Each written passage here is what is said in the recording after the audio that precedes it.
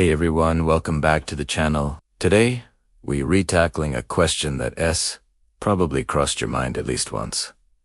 How much money do you actually need to be happy? We see billionaires and mega celebrities, and it's easy to think that if we just had that much, all our problems would vanish. But is there a magic number? A specific salary that unlocks a lifetime of joy? Well, the answer is a lot more interesting than you might think. Let's dive into some fascinating research. A famous study from Princeton University a few years back suggested that emotional well-being tends to rise with income, but only up to a certain point. That point was about $75,000 a year in the US at the time. The idea was that once your basic needs are comfortably met, you're not stressed about rent, groceries, or a sudden car. Repair more money doesn't significantly increase your day-to-day. It doesn't make you laugh more or feel more joy in your daily life. However, a more recent study from 2021, which looked at a massive amount of real-time data from a tracking app, painted a slightly different picture. It found that actually, both types of well-being the day-to-day, emotional kind and overall life satisfaction, continued to rise with income, even well past that $75,000 mark. There wasn't a clear ceiling.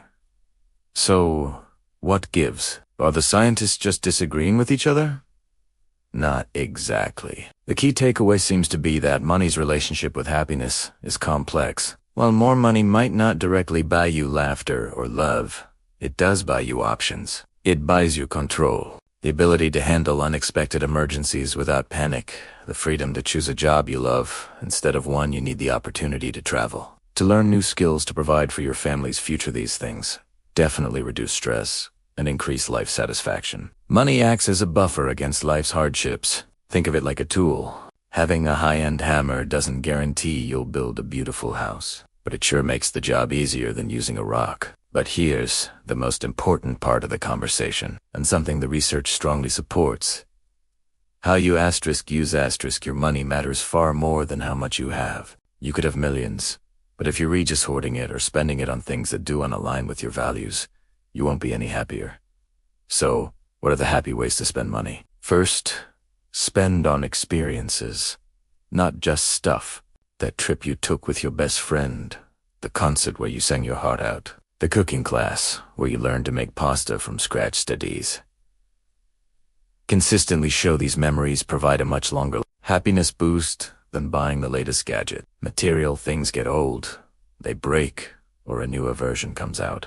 But experiences become a part of who you are. They create stories and connections that you can cherish forever. Second, spend on others. This one is huge. Researchers call it prosocial spending.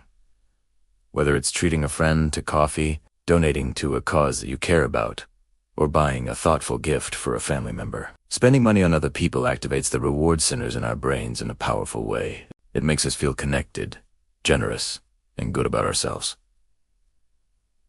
It's a scientifically backed happiness hack. Even small acts of generosity can have a big impact on your own well-being. Third, use money to buy back your time.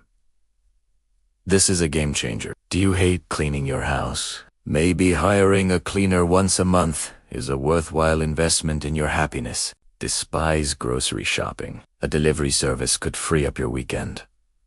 Time is our most finite resource. When you use money to outsource tasks you dislike, you're essentially buying yourself more time to do the things you actually love. Whether that's spending time with your kids, working on a passion project, or just relaxing. This reduction in time stress is a direct investment in your mental health. Another critical factor is avoiding the comparison trap. This is where social media can be a real happiness killer. You see someone's curated highlight reel, the exotic vacation, the new car, the designer clothes, and you start feeling like your life isn't good enough. But comparison is the thief of joy. There will always be someone with more. The real goal isn't to have what they have. It's to build a life that feels authentic and fulfilling. Financial contentment comes from being satisfied with what you have, not from constantly wanting more. It's about defining your own enough. So, let's bring it all together. Is there a magic number? No. The amount of money you need for happiness is deeply personal. It's the amount that covers your needs, provides a safety net against stress, and gives you the freedom to make choices that align with your values. For one person, that might be $50,000 a year. The real formula for financial happiness isn't about hitting a certain income. It's about achieving financial security, and then using your resources, whatever they may be, with intention. It's about creating meaningful experiences, strengthening your relationships through generosity, buying back your precious time, and focusing on your own journey instead of comparing it to others. Money is a powerful tool, but it's not the destination. The destination is a life well lived, and money is just one of the tools that can help you build it. What do you guys think? What's your philosophy on money and happiness? Let me know down in the comments. I'd love to read your perspectives. Thank you so much for watching and spending your time with me today. If you enjoyed this video and got some value from it, please give it a thumbs up and consider subscribing for more conversations like this. It really helps the channel out. Until next time, take care and build a life that makes you happy.